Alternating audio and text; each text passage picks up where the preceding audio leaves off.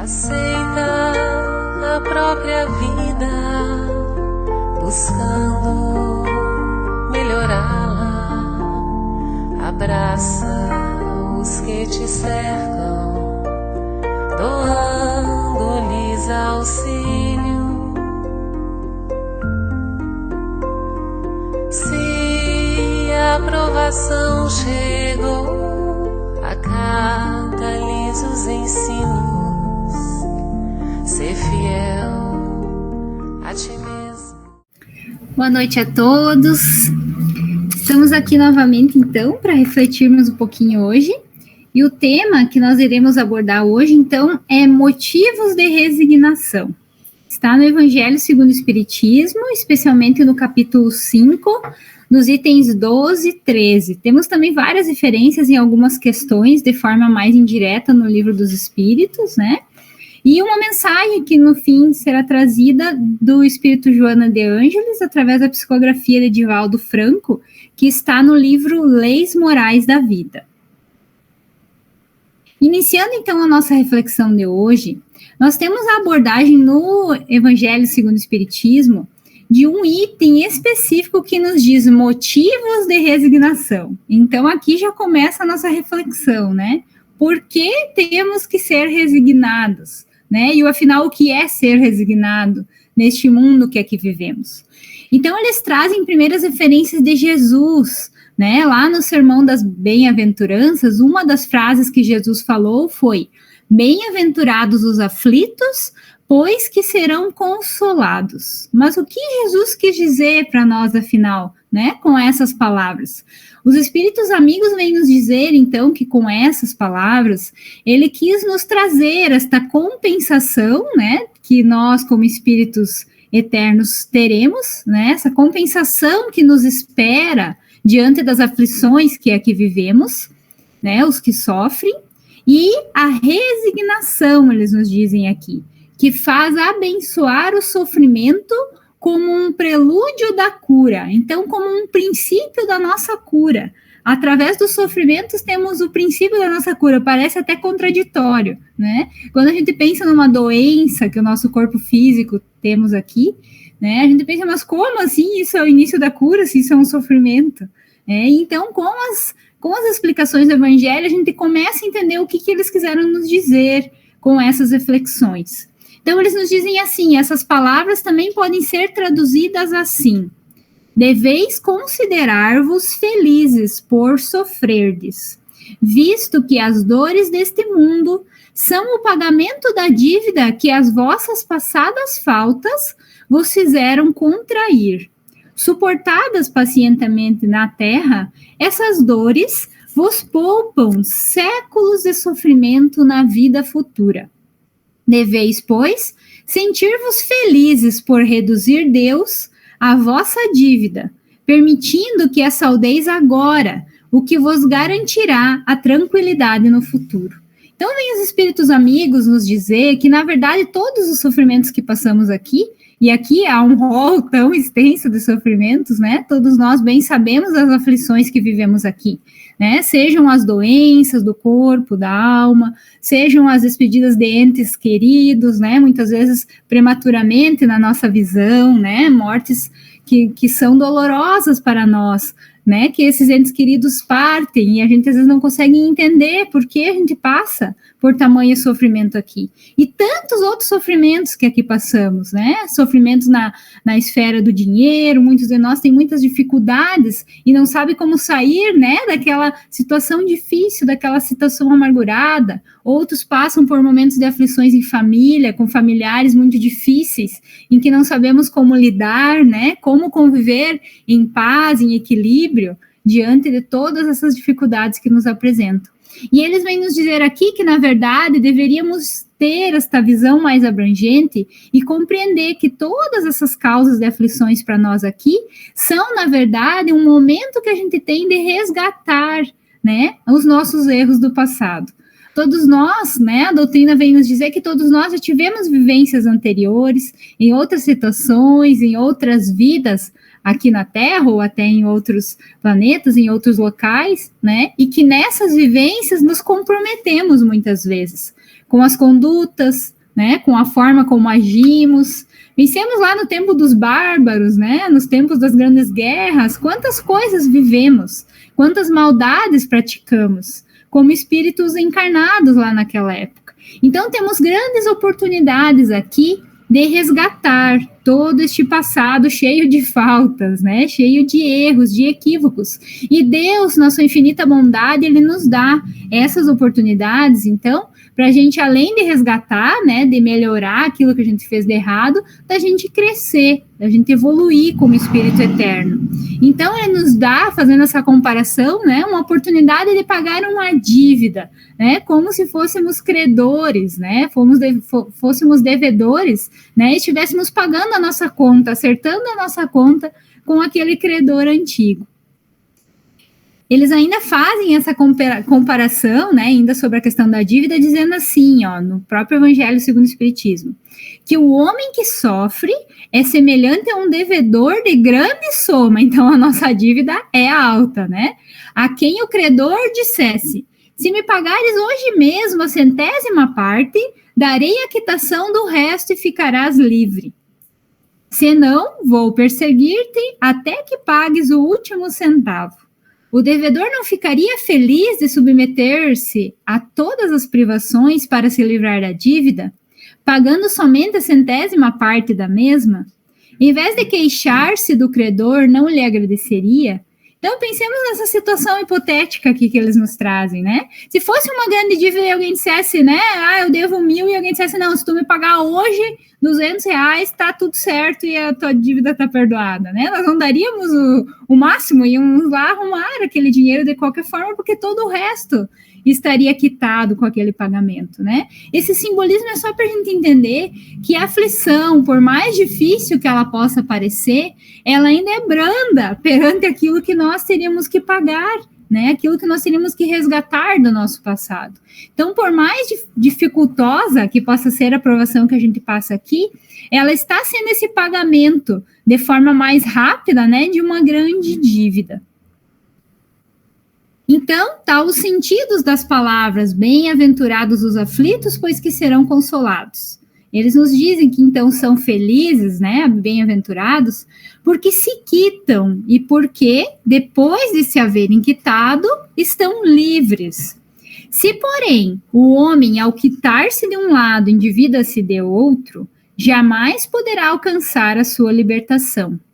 Ora, cada nova falta aumenta a dívida, porquanto nenhuma há, qualquer que ela seja, que não acarrete forçosa e inevitavelmente uma punição. Se não for hoje, será amanhã. Se não for na vida atual, será noutra.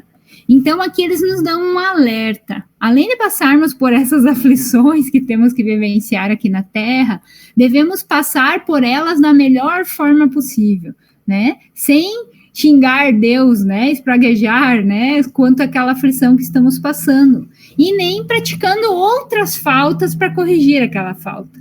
Por quê? Porque mais cedo ou mais tarde teremos que novamente responder por aquele novo erro, por aquela nova falta praticada. Então, aqui eles nos dão um alerta para a gente cuidar, né, para a gente não querer ajeitar uma coisa de um lado, mas ao mesmo tempo, né, ferir. Por exemplo, eu vou me acertar com alguém, mas aí eu uso de uma artimanha usando uma outra pessoa e eu magoo essa outra pessoa, né, aí eu me acertei com aquela lá, mas aí eu já criei um novo vínculo, né, errado com aquela outra pessoa, e mais cedo ou mais tarde eu vou ter que vir de novo para resgatar aquele vínculo ali que eu criei de dívida novamente para mim. E ainda aqui também um alerta que eles nos dão, que muitas vezes a gente acha que a pessoa não responde por aquele erro dela, né, e o que eles nos dizem aqui é que não, mais cedo ou mais tarde, né, como eles dizem aqui, qualquer dívida, por menor que ela nos pareça, né, mas nem foi tão grave, mas eu nem fiz tanto por mal, mas vamos ter que resgatar na proporção da nossa culpa, na proporção das consequências que isso teve com aquele outro, né, que cometemos a falta, e isso será mais cedo ou mais tarde. Então, muitas vezes não será nessa vida que sofreremos a consequência, mas sim numa futura. E por isso que muitas vezes não entendemos as aflições nossas deste momento. Né? A gente diz, mas eu sempre fui uma pessoa boa, eu não pratiquei mal para ninguém, né? A gente se lamenta, assim, né? Ou se vitimiza muitas vezes, assim, dizendo, mas eu não fiz nada de mal para ninguém. E em outras vidas, né? E em outras vidas anteriores, o que nós fizemos? A gente, pela graça de Deus, não se lembra, porque temos o esquecimento do passado. Mas certamente todas as aflições aqui têm um porquê de existir, embora a gente não se lembre. Então, a gente cuidar para evitar, né, novos cometimentos de faltas aqui, para que numa vida posterior a gente não tenha que vir também resgatar. E aí eles nos dizem, uma das faltas que nós cometemos aqui entre essas faltas, cumpre que se coloque em primeiro plano a falta de submissão à vontade de Deus. Às vezes nem se damos conta que isso é uma falta, né? Que isso é um equívoco que cometemos, quando não nos submetemos à vontade de Deus. Logo, se murmuramos nas aflições, eles nos dizem, se não as aceitamos com resignação e como algo que devemos ter merecido, se acusarmos a Deus de ser injusto, nova dívida contrairemos, que nos faz perder o fruto que devíamos colher do sofrimento. É por isso que teremos de recomeçar absolutamente como se a um credor que nos atormente pagássemos uma cota e já tomássemos de novo por empréstimo. Então, muitas vezes fazemos isso, né? Tentando corrigir um erro do passado, já criamos uma nova dívida e assim é como se fosse uma renovação de um empréstimo, né? Então, teremos que responder. Mas aqui eles nos fazem um alerta de o quanto estamos submissos, no sentido de resignados, de compreender os desígnios de Deus para a nossa vida. Muitas vezes não estamos, né, com esse sentimento, porque estamos num momento de sofrimento e só queríamos entender o porquê estamos passando por aquilo e por que Deus foi injusto, né, com nós de cometer aquilo, e na verdade nunca é uma injustiça. Aí eles vêm nos trazer este alerta para que a gente esteja submisso aos desígnios de Deus. E aí vem uma questão, né? O que é ser submisso, né? Eu estar na aflição e ficar lá e dizer, tá, amém, então eu vou ficar aqui sofrendo para sempre, né? Ou, eu tenho uma dor, então eu nem vou ir procurar o tratamento, eu vou ficar aqui porque eu tenho que sofrer, porque eu nasci para sofrer e eu sou merecedor desse sofrimento. Não, né? Eles vêm na sequência nos dizer que não é bem assim. Eles nos dizem para, na verdade, refletirmos sobre como estamos praticando aqui, em especial o nosso trabalho no bem. Eles nos dizem que quando desencarnarmos, né, ao entrar no mundo dos espíritos, então quando partirmos dessa vivência aqui terrena novamente, eles nos trazem esse simbolismo assim, que o homem ainda está como um operário, que comparece no dia do pagamento. A uns dirá o Senhor, aqui tens a paga dos teus dias de trabalho.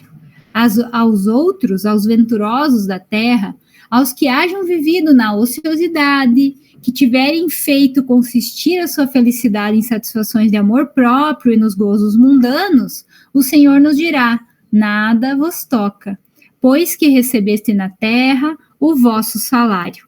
Ide e recomeçai a tarefa. Então, aqui também cabe uma reflexão para todos nós, né? Como estamos vivendo aqui na Terra? Qual será dessas respostas, né, que teremos do Senhor, né? Quais dessas respostas teremos? Teremos a recompensa pelos nossos esforços aqui, porque trabalhamos no bem, trabalhamos na prática da caridade, trabalhamos nos esforçando para ampliar as nossas virtudes, para corrigir todos os nossos vícios, que são muito grandes, né? Uma lista de vícios que temos para reparar, ou ficamos aqui só na ociosidade? Como eles nos dizem aqui, se ficamos aqui na Terra somente a passeio, né? Um passeio integral, umas férias eternas, né? Só de férias, eles nos dizem, já teremos conseguido a nossa recompensa, que foi esses momentos vividos aqui. Então, não teremos levado esses pontos positivos, né? Essa prática do bem que irá nos trazer a compensação para a vida futura. Mas, também nos dizem os espíritos amigos, que o homem, a gente pode suavizar ou aumentar o amargor dessas provas, né? Dessas aflições que nós temos aqui na Terra. conforme o modo por que encare a vida terrena. Então, tudo vai depender do ponto de vista que a gente tiver desses nossos sofrimentos. Tanto mais sofre ele, quanto mais longa se lhe afigura a duração do sofrimento.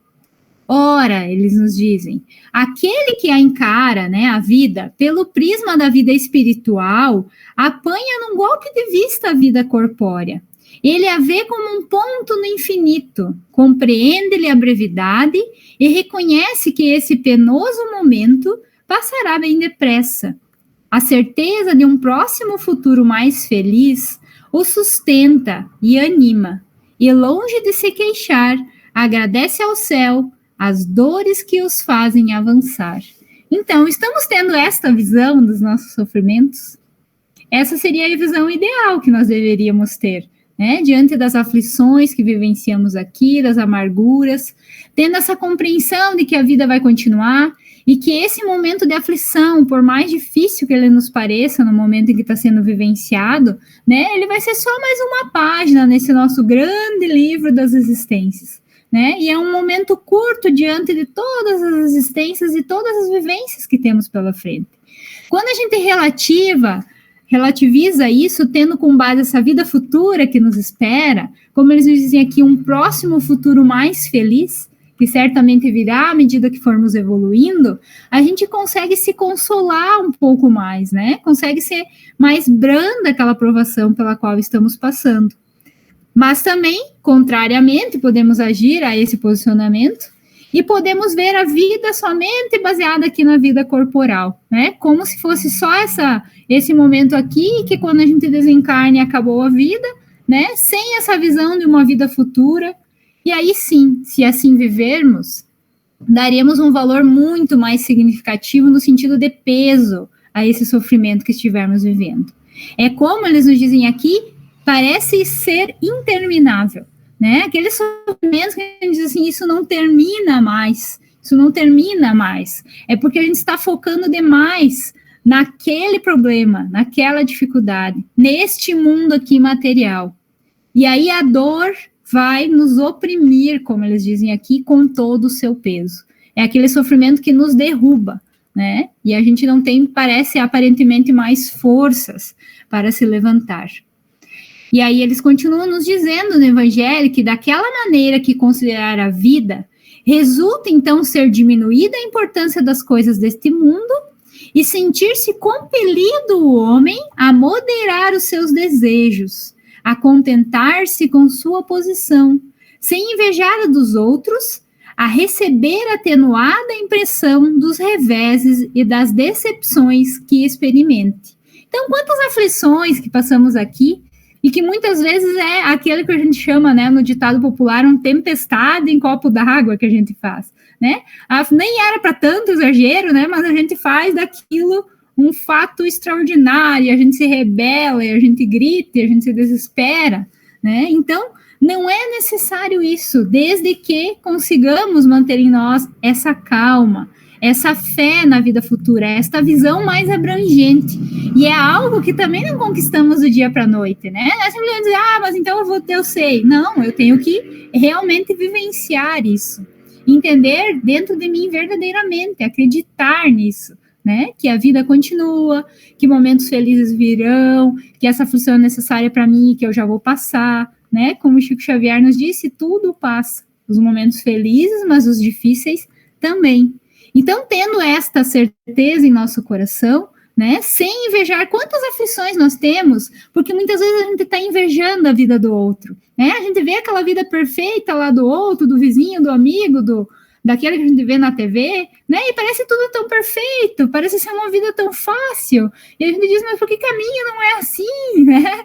Então, quando a gente para de, como eles nos dizem aqui, de invejar as vivências dos outros, porque na verdade aquilo ali às vezes é só uma aparência, né? A gente não sabe o dia a dia lá da pessoa, as aflições que ela tem, né? Então, quando a gente para de fazer isso, a gente consegue se acalmar e olhar com um olhar melhor e maior aquilo que estamos vivendo, né? Não dando essa importância que não é necessária para um sofrimento, além do que ele já nos traz, né? De dificuldades.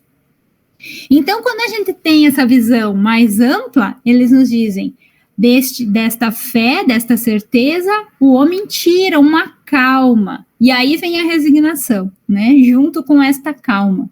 E para que é útil, né? A calma. Eles nos dizem, ela é útil, a resignação, para a saúde do corpo, quanto ao da alma. Ao passo que com a inveja, o ciúme, a ambição, voluntariamente se condena à tortura e aumenta as misérias e as angústias de sua curta existência.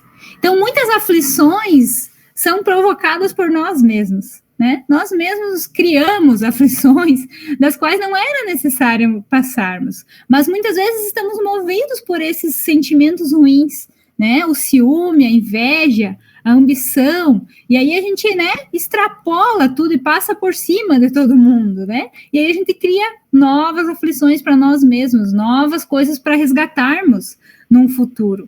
Ao contrário, quando a gente consegue encontrar, então, essa calma, essa resignação, a gente nos dá força, né? E saúde, eles nos dizem aqui. Então, olha só, muitas vezes a gente tem um problema de saúde e a gente não consegue encontrar a causa, né? Será que não está nos faltando calma e resignação? E que isso não ia nos ajudar a acalmar aquele problema de saúde ou nos deixar fortalecido para passar por aquele problema? Então, tudo é o ponto de vista que a gente enxerga as nossas aflições, para que a gente possa levá-las da melhor forma possível. Todos nós viveremos aflições, né? Mas depende de nós lidarmos da melhor forma possível por elas. E para encerrarmos, então, a nossa reflexão de hoje, a gente traz essa mensagem do espírito benfeitor amigo Joana de Ângeles através da psicografia de Edivaldo Franco. Então, nesse livro Leis Morais da Vida, ela nos traz uma mensagem que se chama justamente o heroísmo da resignação. E ela vai nos dizer o seguinte: o imediatismo dos interesses apaixonados confunde a resignação como uma demência, ou a tem em conta de uma deficiência de forças para poder investir violentamente contra as circunstâncias. Não falta quem se rebele contra os seus necessários impositivos. Taxam-na de covardia moral, creem-na ultrapassada nos dias voluptuosos do tecnicismo moderno. Então, aqui ela vem nos dizer, né, primeiramente, que muitas vezes uma pessoa resignada, a gente vê uma pessoa resignada e a gente diz que ela é fraca, né, que ela não revida aquelas aflições que a vida está lhe proporcionando, né? Vem uma pessoa e xinga ela não revida, vem alguém ali faz uma coisa de mal, ela não revida, ela mostra outra face, como Jesus ensinou, né? Ela fica em silêncio diante de uma agressão, e a gente diz, meu Deus, essa pessoa, né, não revida, que fraca, né, não tem essa força para ir lá e responder à altura aquele desafio, né, que ele apresentou. E, na verdade, eles nos dizem que não. A resignação, ela vai ter essa calma e essa paciência para lidar com essas situações delicadas que muitas vezes temos, né, especialmente na nossa família, onde estamos com aqueles espíritos que muitas vezes, né, já se degladiamos no passado. E aí vem a resignação nos dizer que muitas vezes ficar em silêncio, não responder, não revidar diante de uma calúnia, de algo que estão nos falando, é, na verdade, um motivo de força e não de fraqueza, pois estaremos sendo resignados, estaremos compreendendo aquilo que se passa e vendo que revidar não é o caminho para resolver aquele problema naquele momento. Não é com o revide que se resolverá aquela situação aflitiva, muito pelo contrário, né? Às vezes ainda criamos um problema muito maior quando revidamos. E aí ela continua nos dizendo, então, que não é sinal de fraqueza. A resignação, na verdade, ela é uma bênção lenificadora, que é aliviadora. Quando a vida responde em dor e sombra, infortúnio e dificuldade aos apelos do homem. É uma alternativa redentora, que somente os bravos conseguem impor. Reforça os valores espirituais para as lutas mais ingentes da inteligência e do sentimento. Não deflui de uma atitude de medo, não é devido ao medo que somos resignados, porquanto isso seria injustificado ante as leis superiores, mas resulta de uma morigerada. Ela tem umas palavras, né, que às vezes é difícil a gente entender, eu botei algumas alguns sinônimos aqui para a gente entender, né? Então, ela resulta de um bem proceder, a resignação, e de uma lúcida reflexão. Então, não é que eu fiquei em silêncio porque na hora eu congelei e não soube o que falar, né? Que também são situações que a gente vivencia. Não, eu tive uma lúcida reflexão e eu entendi que o meu melhor proceder naquele momento, por exemplo, em que eu fui caluniado, é não revidar, é ficar em silêncio. Então, não é um medo, não é uma desculpa, mas sim uma lúcida reflexão que favorece, então, para nós, o perfeito entendimento das imposições evolutivas. Passar por uma situação em que fomos caluniados, nesse exemplo, e sair dela sem revidar, é uma grande evolução para nós espíritos, né? Que muitas vezes não conseguimos sair das situações sem revidar, né? Porque a gente quer ir lá, mostrar, explicar, falar, tirar satisfação, né? E aí aqui ela vem nos dizer que não, que quando a gente consegue ser resignado diante daquela vivência difícil, por exemplo, é um impositivo de evolução. Nós estamos evoluindo. Nós não precisamos mais entrar naquela mesma energia, naquela mesma vibração do outro que está naquele ataque, né, contra nós. E aí ela continua dizendo que o conhecimento, então, dos fatores causais dos sofrimentos, quando a gente entende o porquê que a gente vivencia os sofrimentos aqui na Terra, nós somos premiados, ela nos diz, né, como uma tranquila responsabilidade que assume em relação aos gravames que os motivaram. Quiçá a resignação exija mais dinâmica da coragem para submeter-se do que requereria a reação rebelada da violência. Então, ao contrário do que às vezes a gente pensa, que ser resignado é ir lá, né, bater, fazer escândalo, né, ir lá se vingar do outro, muito pelo contrário. É sinal de coragem não fazer isso, porque isso não levará a lugar nenhum, né? Ela nos diz que, na verdade, é ao contrário dessa rebeldade, né, da violência. E a violência aqui, ela não é só a violência física. Às vezes a violência de palavras, né, machuca mais ou nos compromete mais com o outro do que uma violência física. Mas aí, então, tentando entender o que devemos fazer para sermos resignados, ela vem nos explicar que a resignação, a atitude resignada, ela não significa um parasitismo, nem um desinteresse pela luta. Ao contrário, ela enseja um fecundo laborativo de reconstrução interior, fixação de propósitos salutares, em programa eficaz de enobrecimento. Aqui vem uma outra questão que ela nos traz, né? Ser resignado diante de uma dificuldade que nós temos aqui não é ficar parado esperando o milagre de Deus para aquele problema na nossa vida, né? É agir, ela nos diz aqui, é um fecundo labor, então é um labor que a gente tem que semear para um dia colher bons frutos dele. Então, diante daquela aflição que nós vivemos aqui, ser resignado não é dizer, tá bom, Deus, eu sei que eu preciso viver isso, então eu vou ficar aqui só vivendo isso. Não, é dar o nosso melhor para buscar a nossa transformação, para que a gente não precisa passar por aquilo ali de novo, para que a gente possa ter mais paciência diante daquela dificuldade, para que a gente possa colher, então, lá no futuro, vivências melhores. E assim, né, sair daquela paralisia, entender que a gente vai até um limite, né, até um limite do esforço desse labor fecundo. A gente vai até um limite. Numa doença, a gente vai até um limite. A gente vai, a gente procura os tratamentos, a gente faz tudo o que nos é aconselhado pelos profissionais que assim entendem, né, a gente se esforça para se melhorar naquilo que a gente errou para ter chegado naquela doença, muitas vezes, né, a gente melhora as nossas condutas, as nossas posturas, a gente busca todos os tratamentos, e a gente vai até um limite, né? O limite é até onde nos é possível caminhar, e dali para frente a gente se resigna, quer dizer, a gente compreende que aquela aflição vai durar na vida o momento necessário para eu aprender, mas eu vou continuar me esforçando para eu sair dessa, né? Então não é uma paralisia, não é um simples ficar ali esperando a situação passar. Ela complementa então dizendo que ceder agora a fim de conseguir mais tarde. Ter paciência, né, com aquele familiar que só nos xinga, que só nos tira a paciência. Cede agora, deixa ele achar que tem razão, né? Para mais tarde, um dia, quando a gente conseguir falar com ele com mais tranquilidade, mais paciência, com menos rancor, a gente colher algo melhor daquela conversa, né? Aguardar o momento oportuno. de modo a favorecer-se com melhores resultados.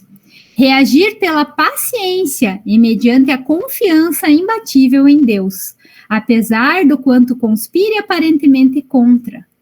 Crer sem desfalecimento, embora as aparências aziagas, que é de mau agouro, né? Por mais difícil que pareça aquela situação, crer em Deus que a gente pode sair daquela situação, né? Que a situação vai melhorar, que terão dias melhores, a esperança e a paciência pelo tempo que tiver que durar aquela aflição na nossa vida. Porfiar, né? Que é disputar no serviço edificante, sem gerar técnicas astúcia permissiva quando tudo se apresenta em oposição. Muitas vezes a gente cede, né, para o mal, porque a gente não pensa, eu não vou nem discutir, eu vou só concordar e deixa, né, e deixa que vá, né, só que aí muitas vezes a gente também está sendo omisso.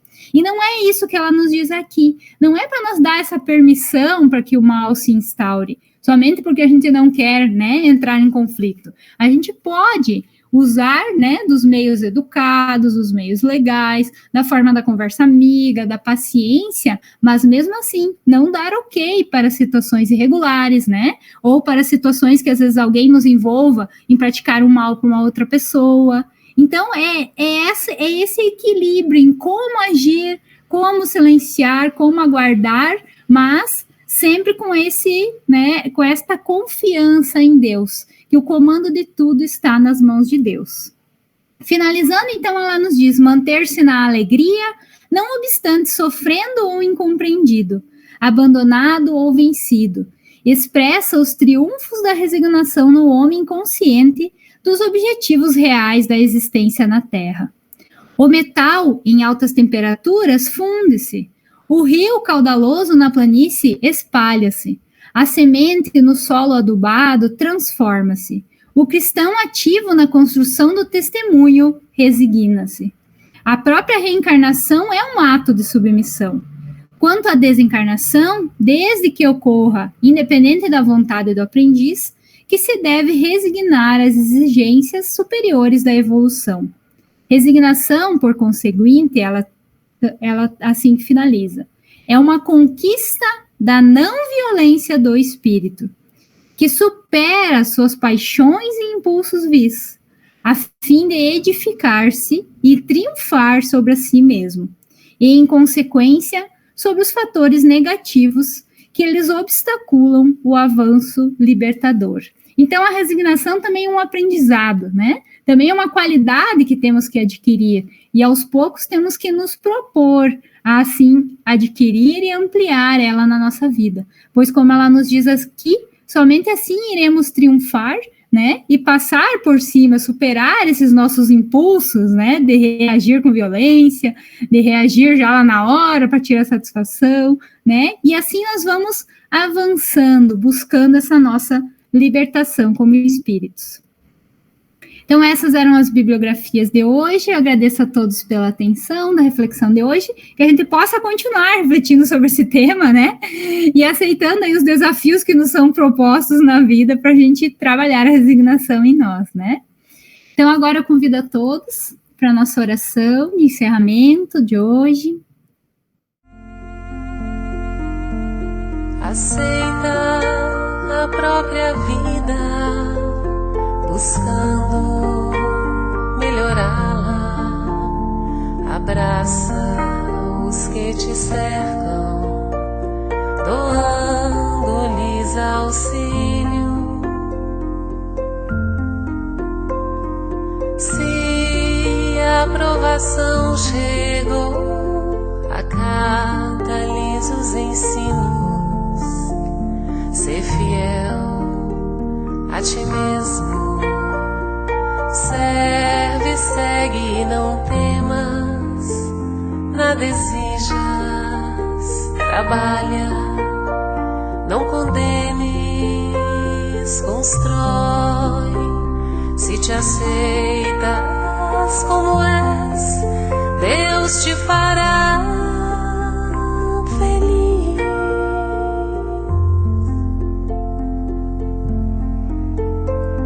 Aceita a própria vida, buscando abraça os que te cercam, doando-lhes auxílio.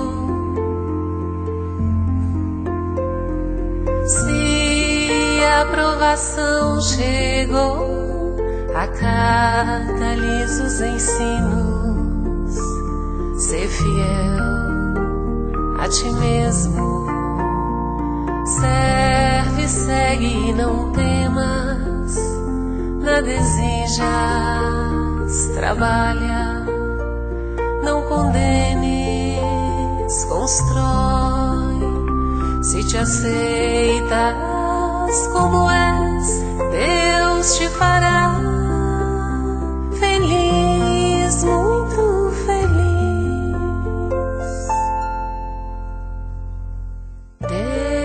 Deus te fará feliz, muito feliz. Dependerá somente de ti, amar e servir, cantar e sorrir. Então aceita tua vida,